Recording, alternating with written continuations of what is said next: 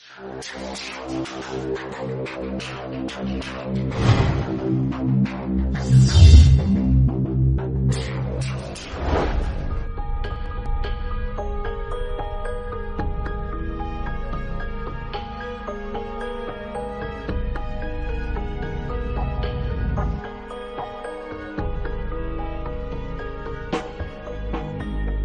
1989, a man called Bob Lazar walked into a Las Vegas TV station and gave a remarkable interview.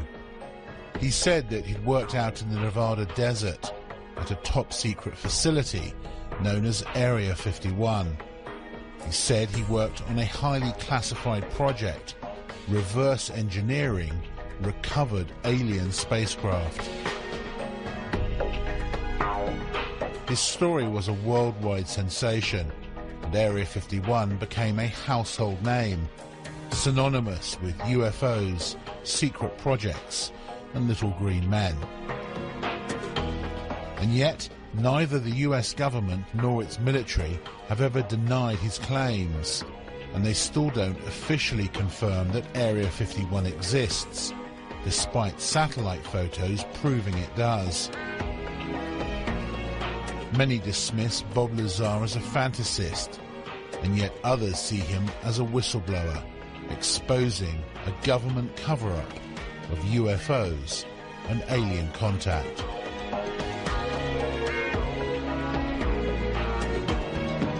A once secret air base in the Nevada desert is marking an unofficial anniversary today. Area 51 was one of the most secretive places on the planet, but that anonymity vanished forever because of what happened 25 years ago.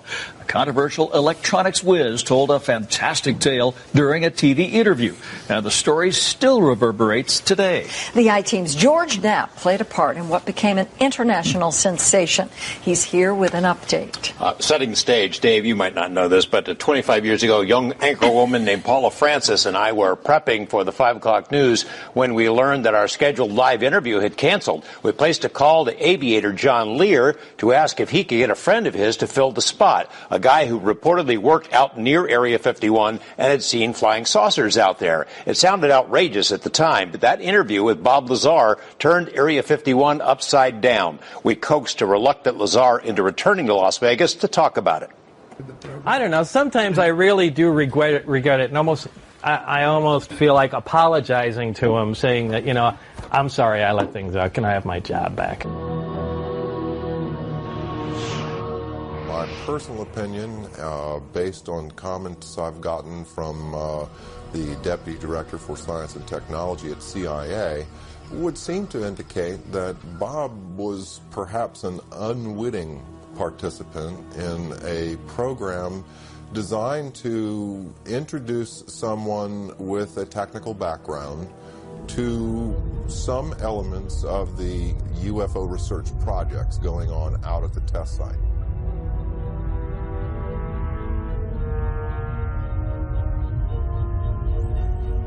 I have no doubts that Lazar actually was in a place where top secret investigations were going on. I'm not sure about all the details that have emerged from his account, but he certainly gives me the impression that he was actually there. Do I believe Bob Lazar? My answer to that is yes. And heck, it's going on 8 years that I've known him. His story has never changed. He wasn't in it for the publicity. He surely wasn't in it for the money. He lost everything he had. I believe he's totally sincere. As far as I can tell, he's a bright guy who tells a great tale and who's told it often to people who have not checked on him, who accept the notion that, well, the government wiped his slate clean. Basically, I think he had an experience. I think he saw some things that shocked him, was subject to some conditions and experiences that were very unnerving to him and very profound.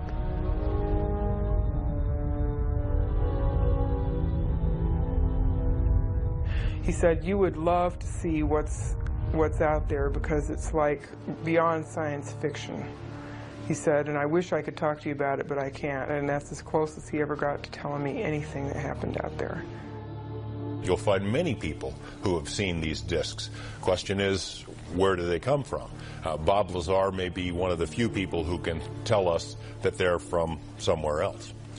I've no doubt that there's a relatively small number of people within the intelligence, military intelligence and scientific and technical intelligence community who are aware of what's going on, and an even smaller group who are actually organizing top secret research into this phenomenon.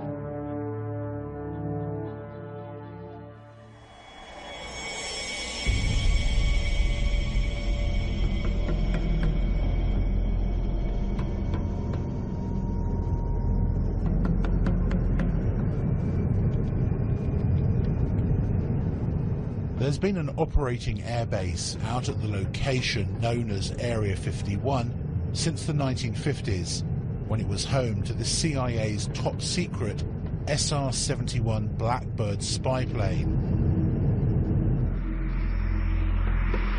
Then, in the 1970s, it became the test flight center for the F-117 stealth fighter and the B-2 stealth bomber.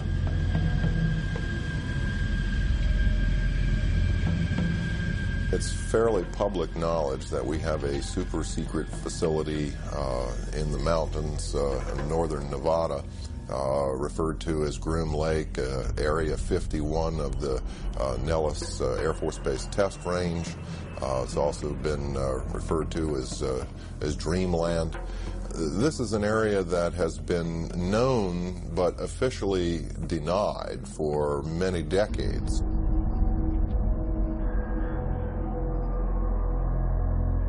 All of our super secret aircraft have been developed and test flown out in this particular area.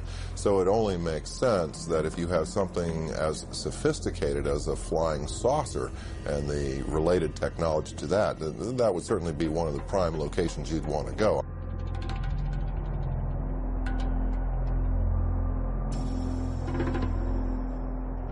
What you see is an ordinary looking Air Force base. It's nothing to write home about, but because the government won't talk about it, everyone wants to see it. The military has never said there are no UFOs. It's never directly denied any of the Area 51 stories. It would have been so simple when these claims came out, these Papoose Lake claims, for the military to simply say, look, we have nothing there. They could take a few reporters to this area and show them. Nothing there. The military hasn't done it. The military has stonewalled. It has remained silent. And that's the most damning thing that they can do. Area 51 to this day is not acknowledged. That is to say, the Air Force does not admit that it exists. This status has been maintained very carefully, particularly in the last few years.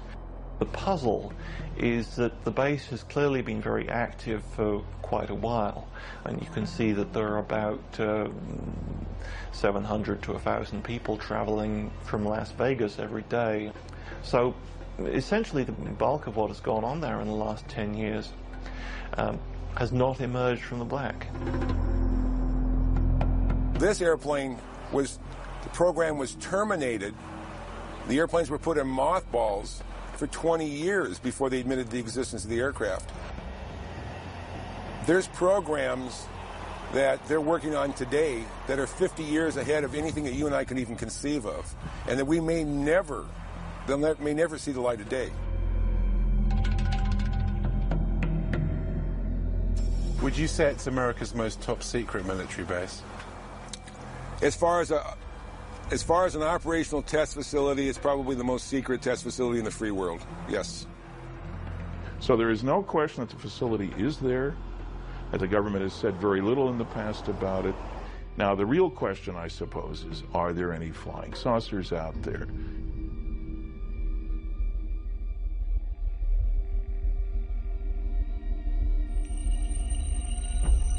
No one had associated flying saucers with Area 51 until Bob Lazar's interview hit television screens around the world. He said that he worked at an underground facility called S4. The top-secret project was codenamed Galileo. They would call it a specific time. For instance, the operator would say, "Mr. Lazar, it's now 4:15 a.m. We expect you to be at McCarran Airport at 4:45. Your plane will be leaving at such and such time." I'd drive there, check in, board the plane, and the plane would fly out to Groom Lake. It would land there. I'd get off the plane and wait, and there would be a bus to take me and whoever else was going to S4, Papoose Lake, which is about 15 miles south of there, and then I would check in at S4. Tell me about how you felt on your very first trip out. The first trip out there it was actually very exciting because it seemed so cloak and dagger to me, especially after I got in the bus with the blacked out windows. I kind of thought that was neat. Drove out to the site, and then it was checked in, guards walking around with guns, and I was sure what I was working on was going to be pretty fascinating. He says that within a few days of working out at S4, he was shown an actual flying disc in one of the hangars. When I was brought in by bus, and for the first time, one of the hangar doors, the one on the end, was open. The bus drove up and we stopped there, and clear as day in the hangar, taking up almost all the hangar, was the disc. Looked like something right out of a science fiction movie.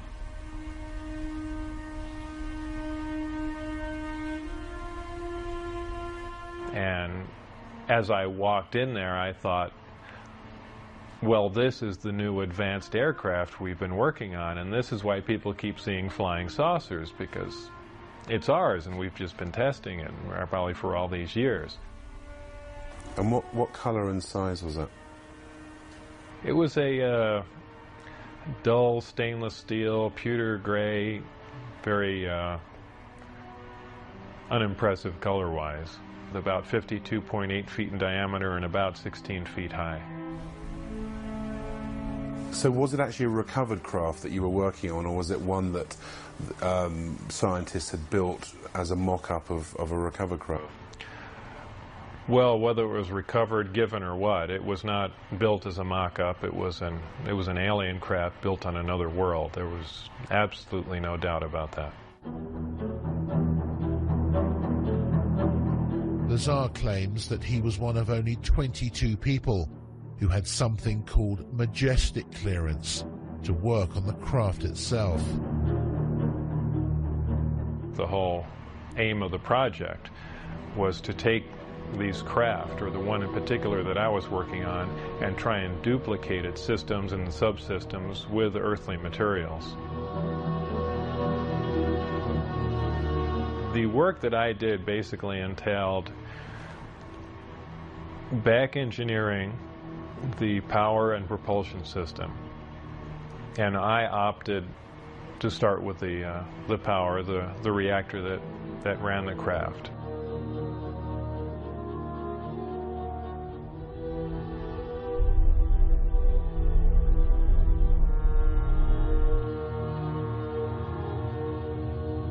I knew immediately if his credentials could be verified, if even part of his story could be verified, it'd be one tremendous expose. George Knapp was a long-standing TV reporter. He'd heard enough of the UFO rumors over the years to appreciate how big a scoop this could be if Lazar was telling the truth. He gave me information about his background, educational background, and employment background. I started with his claim to have worked at Los Alamos Lab. We went to Los Alamos and got nothing even close to cooperation. They wouldn't respond to our phone calls. They say, we have no information on Bob Lazar. There's nothing in the files. I said, are you sure now? No, nothing in the files. I showed them the phone book entry that Bob had kept that said, he was there. I showed him the newspaper article that showed that he was there. Basically, Los Alamos Lab tried to thwart me at every step. Were completely uncooperative in trying to get information about Bob, and I found that to be the case at every step of the way in trying to verify his background. Thursday, 12:37 p.m. Former NASA mission specialist Bob Exler had heard about Area 51 and Groom Lake when he worked on the Apollo and Space Shuttle projects. He was intrigued by Lazar's claims and started to investigate.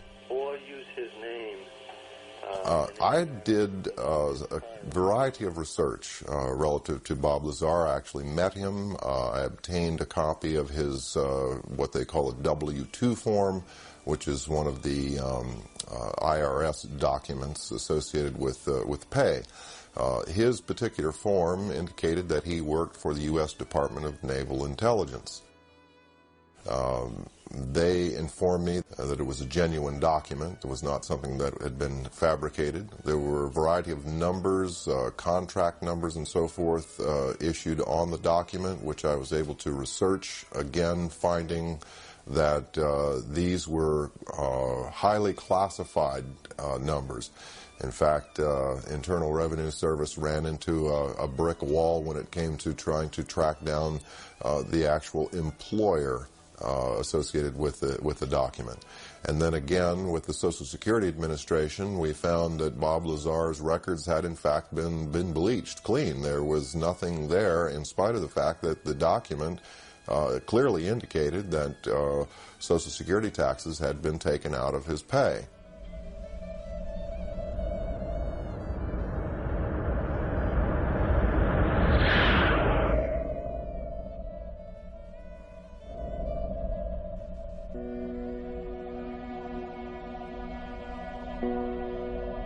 Not everyone who's researched Bob Lazar believes his claims. Stanton Friedman is one of the most respected authors in the UFO field today. He's a former nuclear physicist with top secret clearance and has many friends and contacts in the Black Project world. I've looked at considerable depth into Bob Lazar's claims, both about himself and about propulsion systems. Those are fairly elaborate claims. I've talked to the schools that he claims to have received degrees from. I've checked on his high school record. I talked to Los Alamos Lab, where he was supposedly a scientist and so forth. I have come up totally empty. Now, when a guy lies like that, you get very wary. And, you know, it has all the trimmings, his story, of a Walter Mitty story. Somebody in whose imagination was, you know, stronger, brighter, faster than anybody else. I don't doubt that he did some work at Los Alamos and other places. He's clever. He drives a jet-powered car, fixes radiation detectors. So he may have performed some service. But I can find no reason to think that he worked out there on a flying saucer. I mean, I had to wonder whether this guy was making this stuff up, but then I see the phone book and I see the newspaper article, and I talked to people who worked with Bob at the lab and who said, in fact, that he did work on classified projects, yet no one can find any records of his background. The people that I worked with, colleagues, the people I went to school with, obviously knew I was there, and people at Los Alamos, I was friends with, and people that worked under me and alongside of me knew I was there and, you know, cooperate what was going on. But, you know, officially, it's very difficult to get information from the people in charge. To further prove his claims, Lazar agreed to take a polygraph test, which he passed. The thing that is interesting about polygraph is that if you're embellishing or if you don't completely believe what you're saying, it is very, very easy to detect. All it really will tell you is that the individual believes with 100% conviction that what he's reporting is exactly as he recalls and as he believes it to be. And that clearly was the case with Bob Lazar. Now, could his perception have been a bit askew? Yes, that's possible. But he clearly wasn't lying. I think Bob is even open to the possibility that perhaps he had been used in some sort of misinformation or disinformation campaign. I mean, look at him. He has a pirate flag floating on his house. He races jet cars. He likes fast women. He likes guns.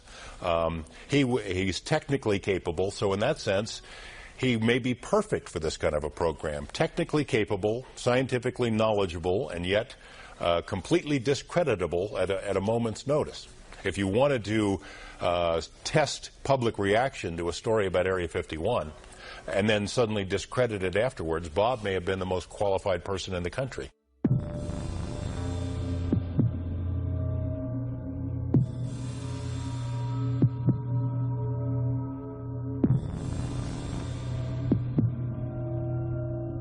Lazar says that on one occasion he was escorted into the flying disc that he saw in the hangar to analyze its propulsion system.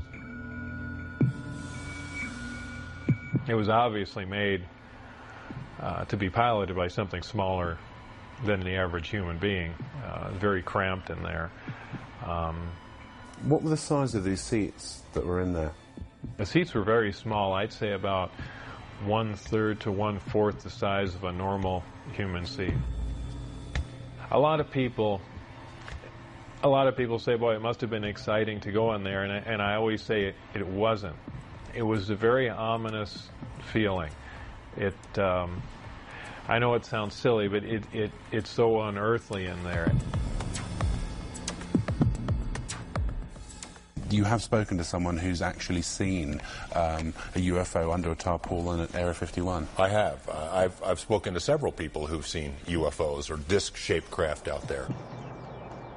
There was a woman who was a secretary for a major defense contractor at the Nevada test site who worked on nuclear programs, who told me that she had sat in on conversations between military and civilian contractors at which the Roswell case had been discussed, at which it had been discussed taking some Roswell material to Area 51. The level of secrecy during those meetings was great. Afterward, they'd take the ribbons out of the typewriters she was typing on. She was ready to tell me about this, and I had this conversation with her on the phone. The next day after this conversation takes place, she's visited by two men who say that they work for the company she used to work for, reminding her that she is still under a security oath, told her, we know that you do a lot of traveling back and forth, a lot of long drives between Las Vegas and LA. We'd hate for something to happen to you or your family. No interview. I mean, it happened again and again and again. Same scenario.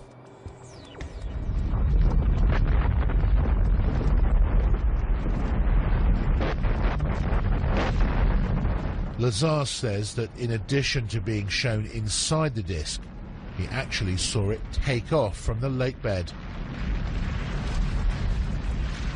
I was brought into the hangar for one of the short duration tests, and the craft was already outside on the lake bed, and that was pretty much of a marvelous sight. It's a huge thing. It's like seeing a house lift off the ground. You can't imagine the energy involved to do that.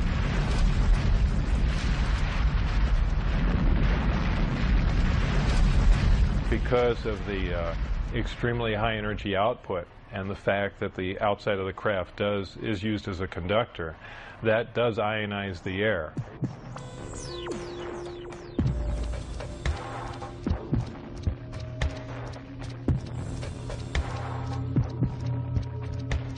And the crafts do, as a byproduct of this, glow at night, much like a fluorescent tube will light up. So, you know, bright, strange, jumping lights in the sky, that does explain that.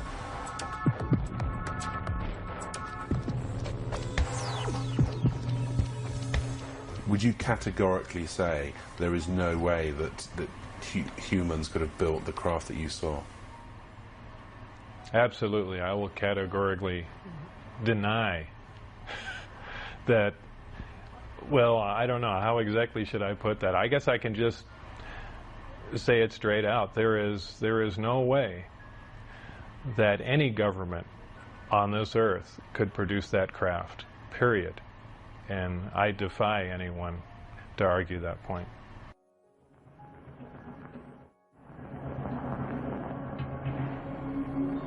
One of the big questions that's hung over this whole story is whether Lazar saw a man-made flying disc and not an alien spacecraft.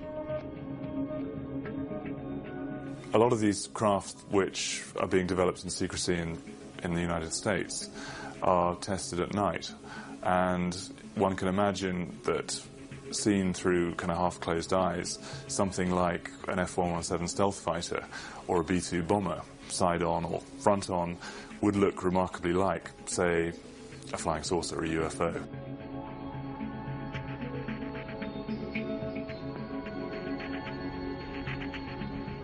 You see an F-117, or you see tacit blue, or you see a B-2.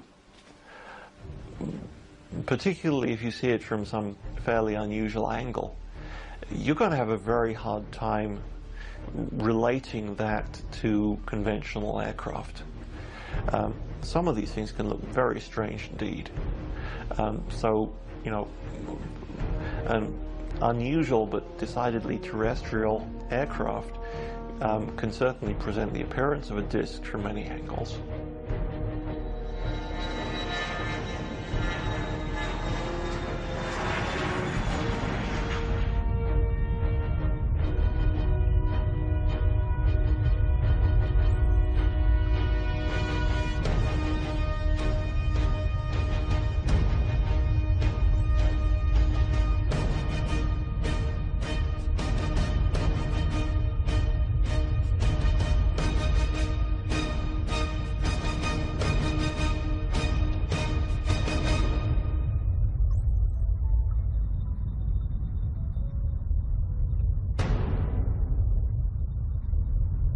I think for anyone who's been out into the western United States and seen the kind of place it is and let their imaginations run riot a bit, it is possible to imagine in these vast test areas technologies which are highly exotic, highly revolutionary, and would change the way we feel about science today.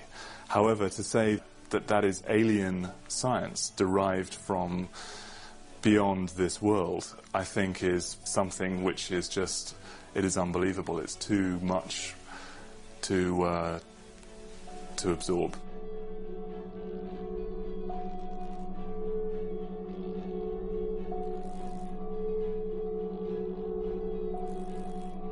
Do you think that some of the truth certainly lies out there in the middle of the Nevada desert at Groom Lake? I would expect that some of the truth may very well lie out in the desert near Groom Lake. It's the right place for some of it to be. It's isolated, it's under control, it's high security. I don't think we've yet scratched the surface on what's happening out there with regard to flying saucers.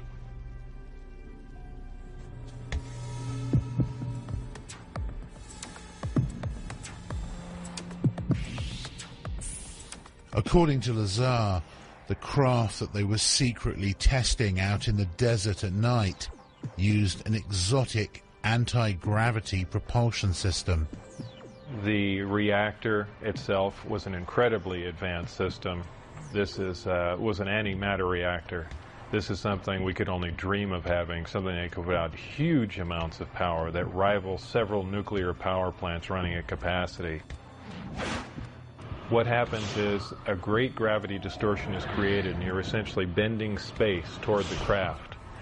The craft becomes part of that space, and then when the reactors, or when the gravity amplifiers are shut down, the craft is essentially where it was focused. It's a very difficult thing to grasp. It happens virtually instantaneously because of the fact that gravity distorts time. And if you're bending space and time along with it, when you wind back up in that place, you're there between the ticks of a clock.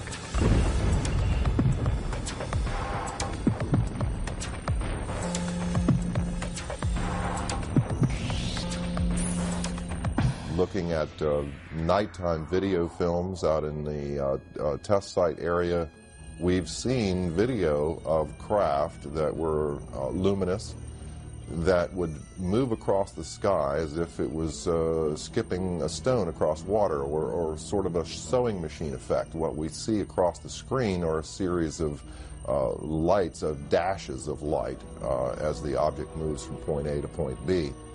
Therefore, we are seeing what you might call a shadow effect of the propulsion mechanism at work.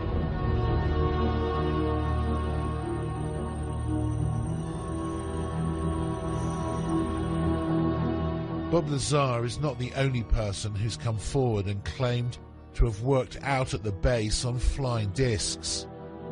Former US Marines test pilot Bill Uhouse worked out at Groom Lake and other top-secret locations for more than 40 years, working for the Pentagon and civilian contractors on a variety of highly classified projects, including, he says, a flying disc recovered from a crash in Kingman, Arizona in May 1953. He said that he'd been cleared to do this interview and to discuss certain information, but asked us not to show his face. What were you actually working on out there? One of the things I worked on was a flying disc simulator. It was designed in New Mexico by a separate staff that built it in parallel with the actual craft that they had intended to fly. The purpose of the simulator was to train pilots to fly this strange-looking craft. The simulator was a 10-meter round disc. The skin was made of boron composite material, not unlike that you see on the F-117. How did you know how to build the simulator? Essentially, there weren't any plans. The plans were generated as we constructed it. And there was a process there that took quite a while for us to even understand the concept way back in the 50s. Uhouse says that Lazar did work at Area 51. I think Bob is saying exactly what he knows, and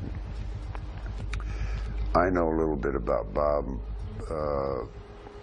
from a different standpoint than a lot of the people know and what's been written about him, but Bob Lazar is not lying as far as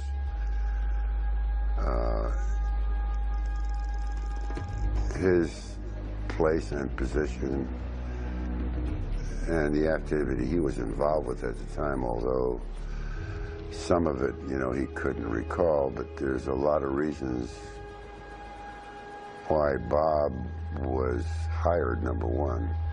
Here's the thing. Take a guy like Bob, send him out there, somebody said, aliens, blah, blah, blah, blah, blah. All of a sudden you're thinking about 9 alien crafts. They may have not been 9 alien crafts. Bravo 7014, contact departure, good day. Do you believe that the government has recovered alien spacecraft? I have no doubts whatsoever that the United States has actually recovered a number of extraterrestrial vehicles. And what do they do with them? I think that since 1947,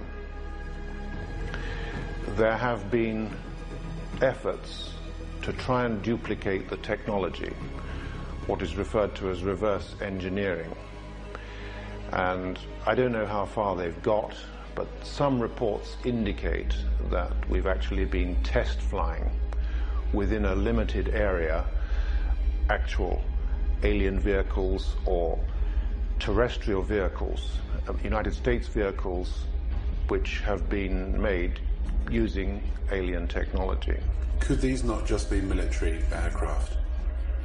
Well, I think it's quite possible some of them are military aircraft. I've heard from very reliable sources, including a leading specialist on unmanned aerial vehicles, that we have developed some disc-shaped platforms for aerial reconnaissance, some quite small, maybe some larger, which are being utilized by the Americans and have been built by the Americans. That's 6389 Delta, Las Vegas Tower, runway 1 and a left taxi into position and hold traffic crossing downfield. Thank you, sir. 89 Delta. Was it a hard secret to keep? It was a virtually impossible secret to keep.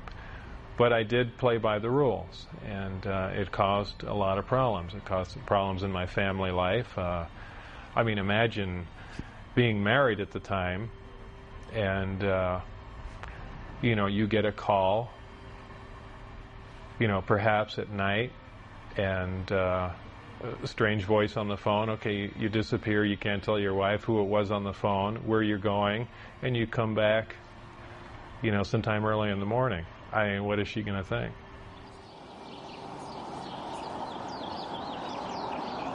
Unaware of where he was going every day and being absent from home for long periods, Bob's relationship with his wife had deteriorated badly.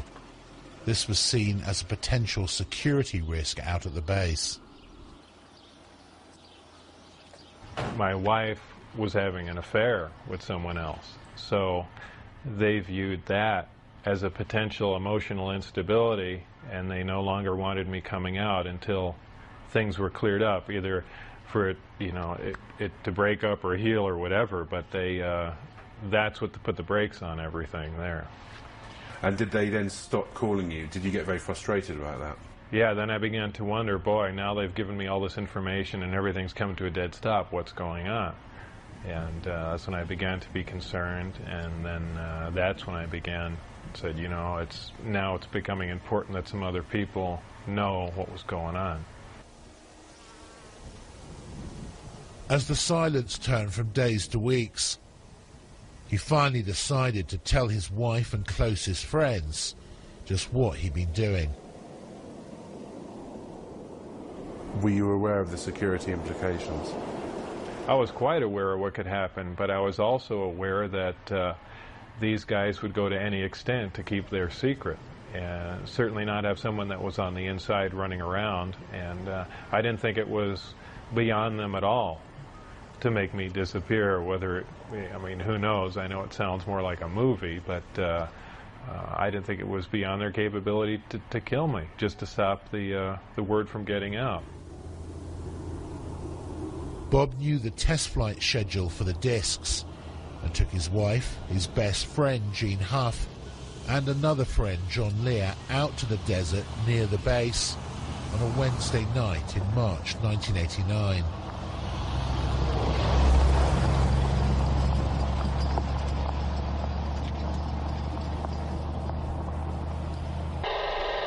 It started coming in too. How far away can that thing pick up stuff if it's like overhead, like up in the air? Overhead, 300 miles. Jeez. So it could be any one of these guys. Yeah. Yeah. Well, that sounds military to me. Yeah, I bet you that's what this is. We got. Oh. You see that? Whoa. Yeah, what was that?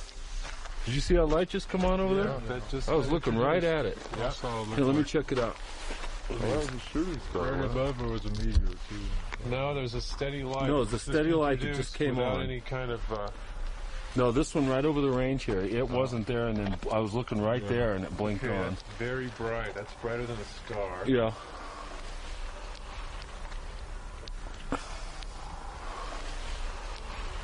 Huh, doesn't look like landing lights.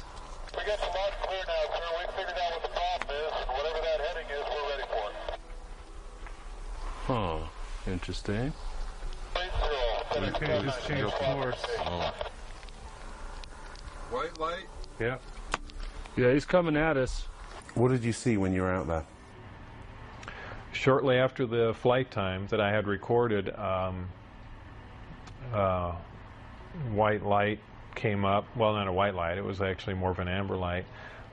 Came up off the ground and hovered, and then began doing radical step maneuvers and darting from one side of the sky to the other, doing some impossible flight characteristics. Do you think what you saw over the desert that night was an alien spacecraft? Could I identify it as an ET craft without Bob's help? No, it would have been like I said, an elliptically shaped saucer doing, just doing moves that we're not capable of, but I could not say that, no, this wasn't some advanced Earth technology. We got the light clear now, sir. We figured out what the problem is, and whatever that heading is, we're ready for it.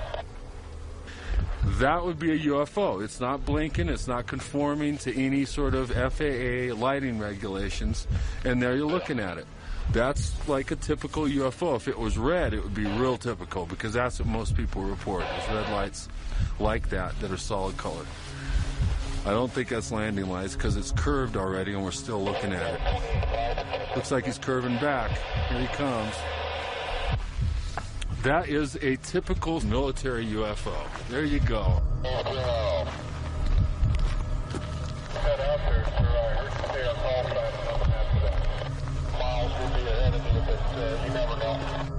This small group went back to see 2 more Wednesday night flight tests, but on the 3rd trip, they were spotted, caught, and arrested. Bob was taken to Indian Springs Air Force Base and interrogated.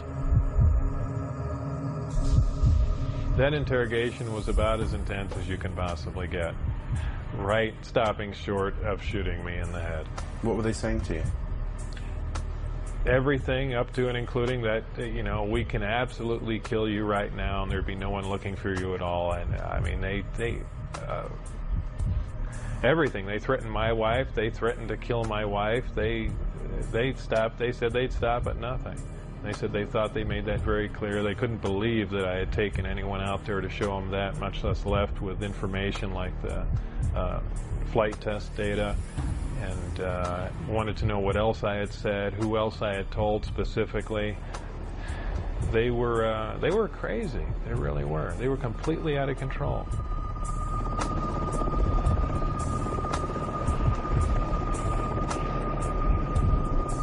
After this interrogation at Indian Springs Air Force Base, Bob says that he was put under constant surveillance by security personnel. His phones were tapped, his movements were monitored, and he often found his car followed by military helicopters. Worried about what might happen to him and angry about how he was being treated, he decided to hit back and approached a local TV station about an interview. I thought if I did an interview in silhouette, it would be kind of pushing back a bit, or say, you guys stop, and not saying too much, but just saying enough just to let them know that I am pushing back a bit and then lay off, or, it's going to get worse. It was really the only thing I could do. Did you get any calls from the military or from former workers to say, what the hell are you doing? Right after the interview aired, Dennis Mariani, who was my supervisor, called, and all he said was, do you have any idea what we're going to do to you now? And that was the end of the phone call. That was the last, really second to last communication I had with him. And, then I decided, that's it. And really just said everything that I had seen and done, and just wanted to divorce the entire situation. Even now, more than 20 years later, the jury is still out on Bob Lazar and his claims about his work out at Groom Lake. It's a fascinating story which he's stuck to for more than 2 decades. And although many dismiss it as pure fantasy, the fact is that some of his credentials did check out. In addition, his former employers and even the tax authorities were caught covering up and refusing to release information on him. Why would they do that, unless there was something to hide? One thing is for certain, if he is telling the truth, then we're all in for some shocking revelations in the decades to come. Is the government ever going to say, you know, we've been lying to you for 40 or 50 years? Not a chance. I believe they'd stage an event that is much more like what they do. They'll take a big cargo plane or C-130 or something, take one of the old discs that they've, you know, analyzed time and time again and finished with, go up to a high altitude and push it out the back and then go fly away and say, oh, look, the first disc has crashed. You know, here's a flying saucer. I mean, I can almost guarantee that's the route they'd take. There's nothing on their radars on the other. Certainly there are a lot of questions about Bob's background that have not been satisfactorily answered. But there's too much that Bob knows, I think, that couldn't be explained any other way. He knows about the layout of the base. He knew about people who were involved in security checks. He knew when and where the test flights were going to take place because he took people out there 3 weeks in a row and they videotaped the tests. How did he know this stuff if he, in fact, did not have some kind of inside knowledge? Do you think he'd make a good conduit of information? I mean, essentially a patsy. Yes, I do. I think it's quite likely that Lazar was set up, perhaps to knowing that he would give out this information. It's likely to be a very long time before we discover what is actually being done out at Groom Lake now. They seem to wait anything from 15 to 20 years or more after something has been retired before they acknowledge its existence. This airplane was built, designed almost 40 years ago. 40 years before that, the hottest thing flying was a Seversky P-35. 40 years before that, it was a balloon. So the technology has not stood still. So there's a very good possibility that we are looking at man-made transportation for the 21st century. It's been so hopelessly polluted that I'm not sure we will ever get to the bottom of this story, and that's sad. I suspect that whatever was out there, discs, alien or not, had now been moved to some other location, and we may never find them again. There might have been reason 40 years ago to believe that people couldn't handle the idea of alien visitation. I don't think that's true anymore. I think we're far more sophisticated now. Do you regret having screwed up at S4 and taking your friends there and blowing your security cover because you could still be working on UFOs today?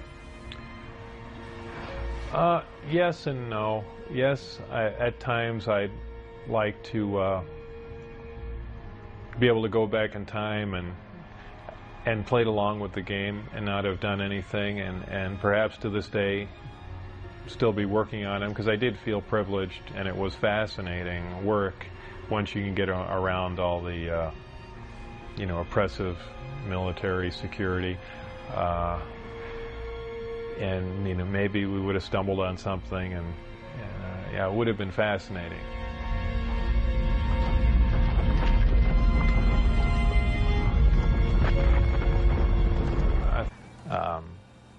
The craft lifted off the ground, virtually noiseless, other than a small corona discharge on the bottom of the craft, indicating the presence of high voltage. That dissipated at about 30 feet, and it stood there completely silently, and moved over to the left, to the right, and sat back down. That was the entire test. However, that was an extremely impressive test. Maybe to someone that really knows little about science or anything, that wouldn't be a whole lot, but you have to realize this craft was about 52 feet in diameter. I don't know exactly how much it weighed, but it weighed a lot. And this was quite a scientific feat, to lift something completely silently, under control, and perform a maneuver like that. The craft itself was, I assume it was metal. It was cold to the touch, that's why I say it was metal. But it was a brushed aluminum, actually just an unfinished stainless steel, not shiny, finish to it. had no seams. It was as if it was injection molded from one giant die. I was completely amazed. I can't really reflect on how it made me feel, but that was exciting. How would you define gravity? Could you describe in layman's terms its basic principles for us? Gravity is something difficult to explain because it's something that we essentially don't understand. It's just something that we can observe. Not much is really known about gravity. There are many theories about it, but they are just mainly theories. There's theories of gravitons, which allege that these subatomic particles that act like an attractive force like gravity that exchange between two pieces of matter. There's also a theory that gravity is a form of wave, an electromagnetic wave. But basically, gravity is a force. It's the attraction. It's the inherent property of matter to have gravity, a mutual attraction for each other, and it's basically all that we really know. Modern science, current science, right now, identifies one gravity. It's one force in nature. Apparently, through research at S4 or information gained from one of the crafts they were researching there, it appears that there are two different forms of gravity. One form works on an atomic scale, on subatomic particles, holding pieces of matter, holding atoms themselves together. Another works on a larger scale, the scale we're most familiar with, holding planets in orbit, holding ourselves to the ground, things of that sort. Because it produces a gravitational field, I wouldn't say the craft is invisible during the day. However, if you're under the craft, because of the way the gravity is being used, gravity bends time and space, and it bends light. If you are looking underneath the craft or from certain vantage points, you will actually see what's above the craft. It's really a trick of the way light bends under the influence of gravity. For instance, we can see stars that are behind the sun, that are blocked from our view by the sun. The reason we can see them is because the sun is a tremendous gravitational field, and it's bending the light around it where we can see the star. Space-time and gravity are all essentially interrelated.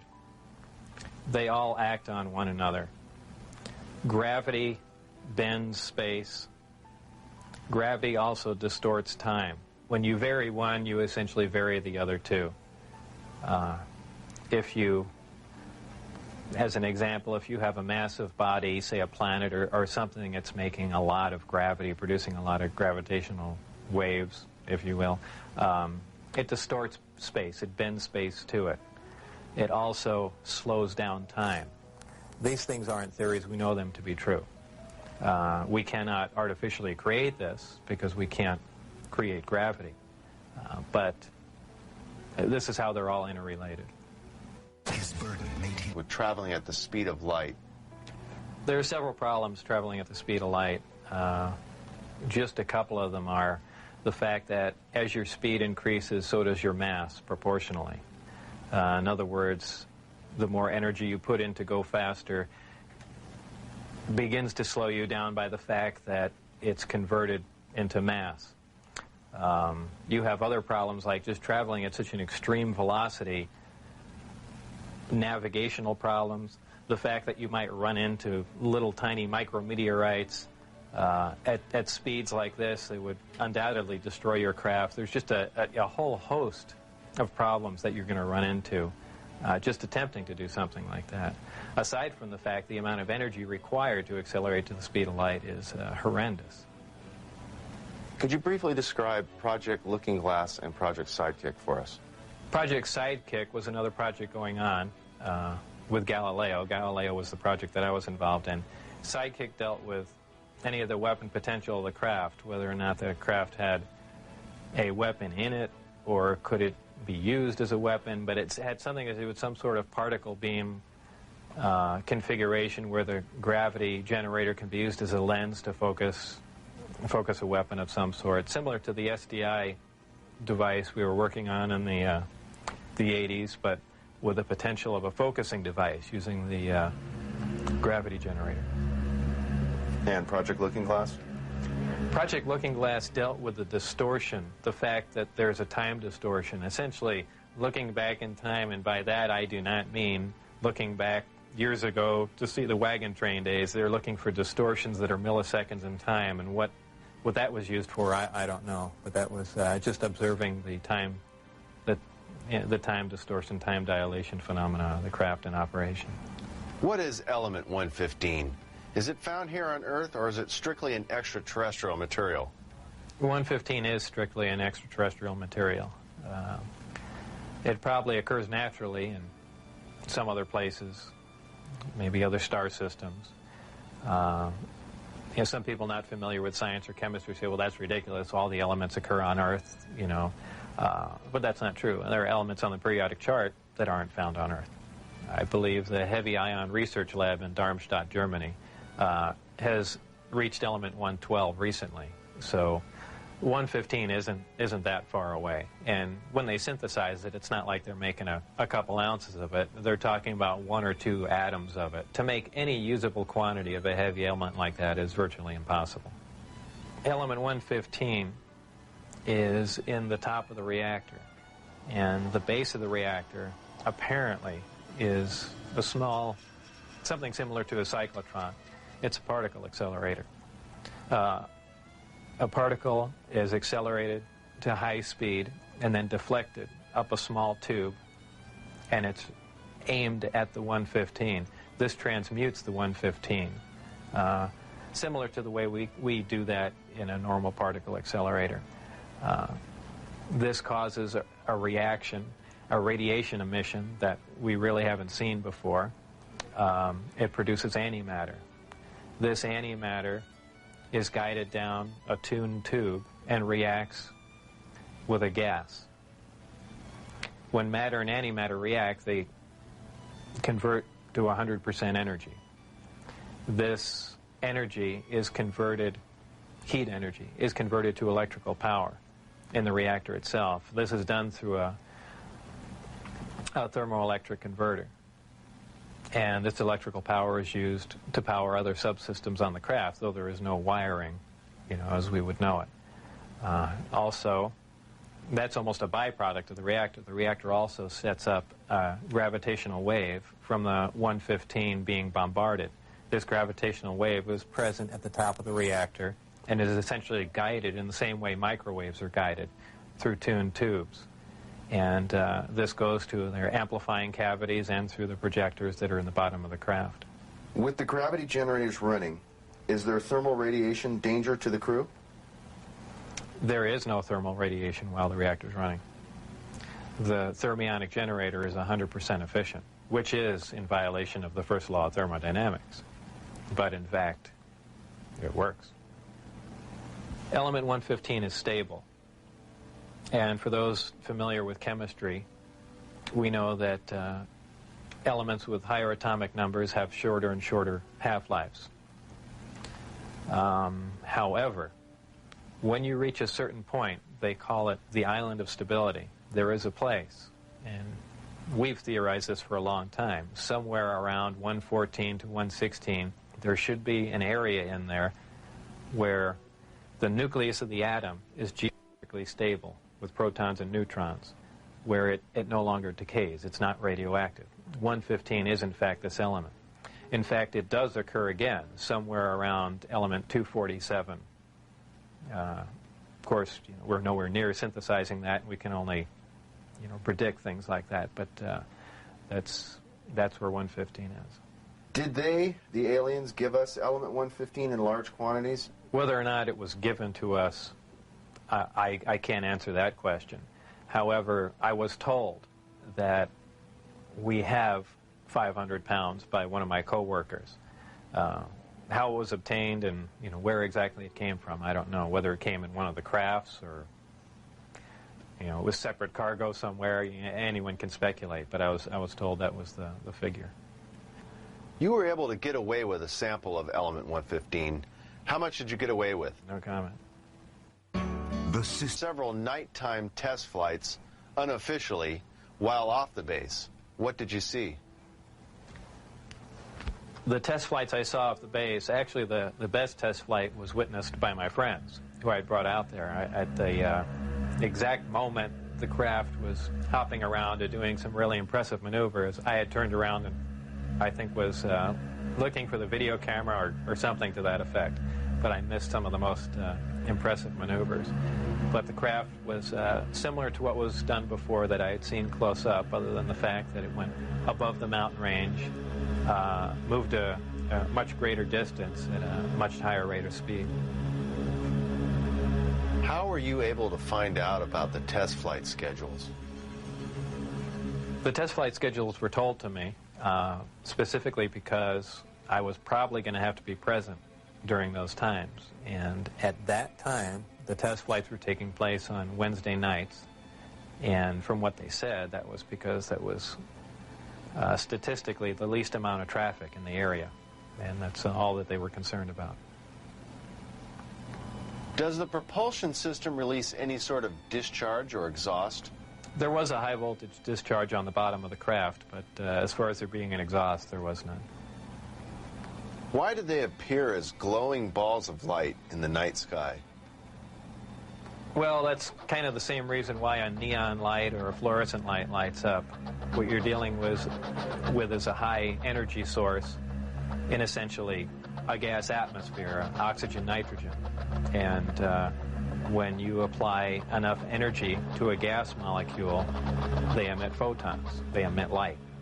And I don't think it's anything, it's really a byproduct of how the craft operates. When it's emitting that much energy, the gas surrounding the craft emits light. The same reason why lightning is visible. You have a huge electrical discharge, and the gas emits light in the form of lightning bolt. If you were going to see one of these crafts at night operating, it would appear really as a glowing ball or just a bright light in the sky from a distance. Even close up, you'd see a glowing halo around it.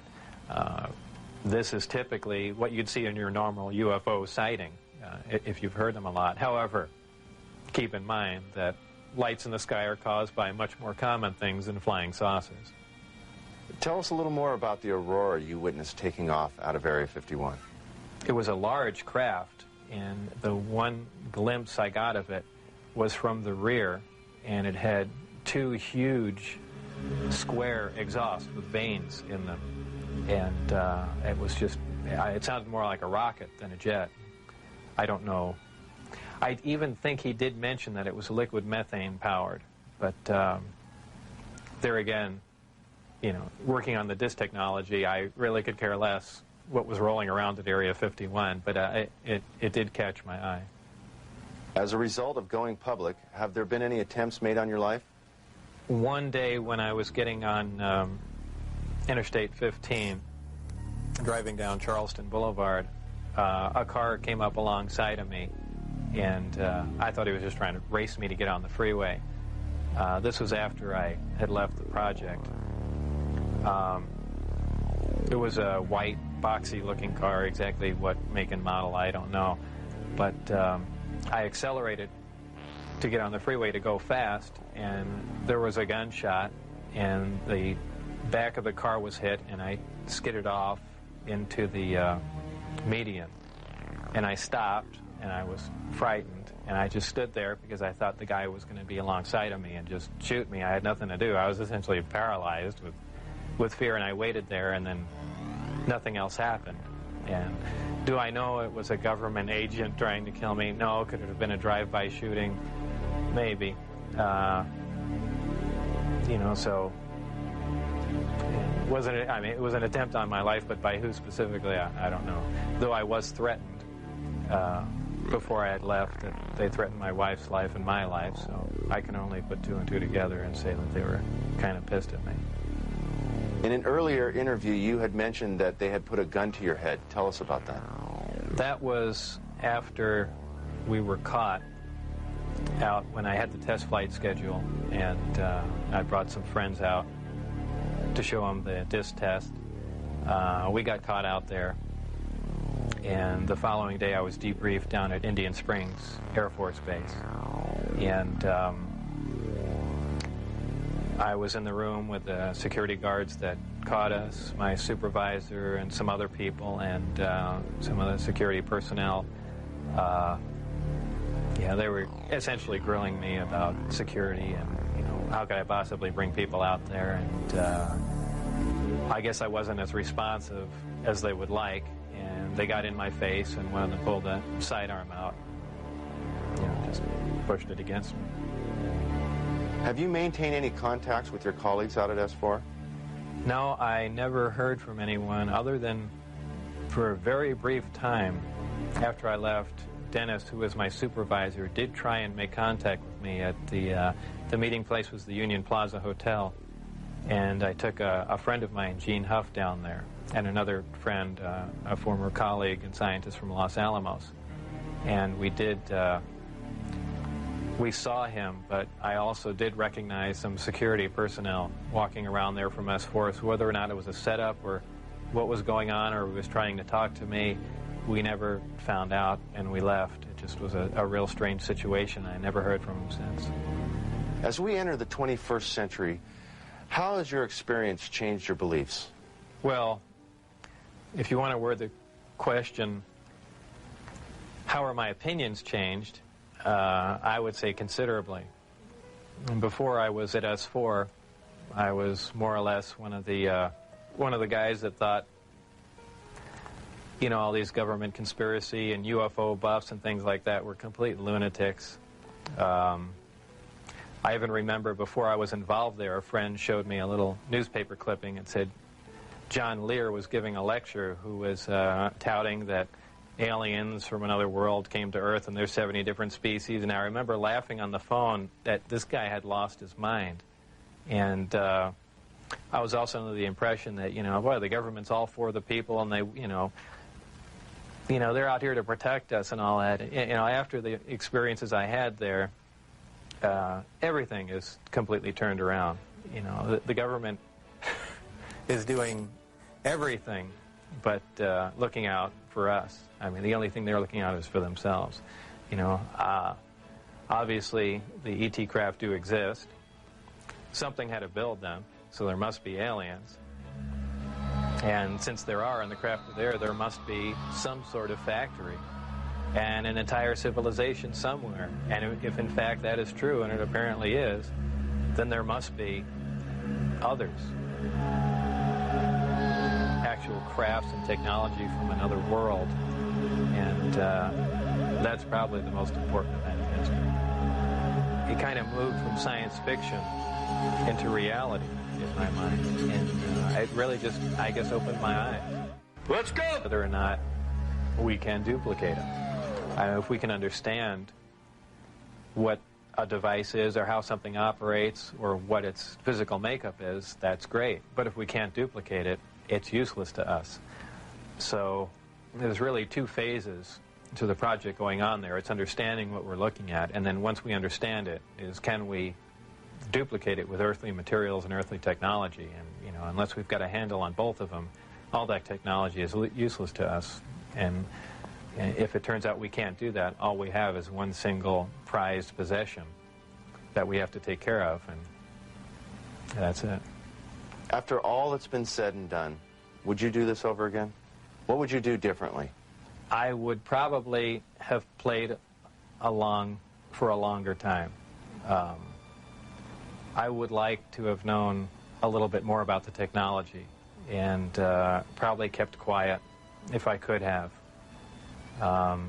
And possibly never have said anything. I almost wish I had done that. You know, it's it's really only caused headaches and problems. But I believe if I was given the opportunity again to go back in time and redo it, I think I pretty much would have just shut up and gone along with the program. I would have much preferred that instead of the Navy or whoever it was that hand-picked a few renegade scientists here and there, that they turn it over to some more qualified people. Obviously, I was not the most qualified person on propulsion or field propulsor or anything of that sort. I was just some guy. I mean, I could have named 10 or 12 other guys that were more qualified than me. But, you know, if they turned it over to the scientific community and not just a couple of guys here in the United States. I mean, you need a large group of people in a large lab to research what's going on there, not a little quiet installation. It's the security itself that prevents them from getting anywhere. I mean, they never do work hand in hand. You can't have a military mind. Science itself must communicate. You have to have a free exchange of ideas. That's how things progress. And when you clamp down on a security system like that, where you work in isolated groups and ideas cannot be exchanged, you don't get anywhere, and that's the problem they have. What does the future hold for Bob Lazar? Well, I'm not really involved in any of that stuff anymore. That's kind of put behind me. I have my own businesses that I work at, some computer graphics, some consultation, other technical jobs, radiation detectors, and a few other things like that. So really I just go about my life, and that's, you know, something that happened that was fantastic, and it's over, but it's kind of hard to shake it loose, but eventually I will, and that'll be that. I think all the surveillance and everything stopped. I don't think anyone's bothering to monitor me. I've said everything that I know. It's been all over the place, so it's kind of a done deal. As far as whether or not there are any craft out there, I believe, you know, they were out and gone in probably the late '89, early '90, and the only thing people see now out there are, you know, either flares or planes coming into land, but that's about it.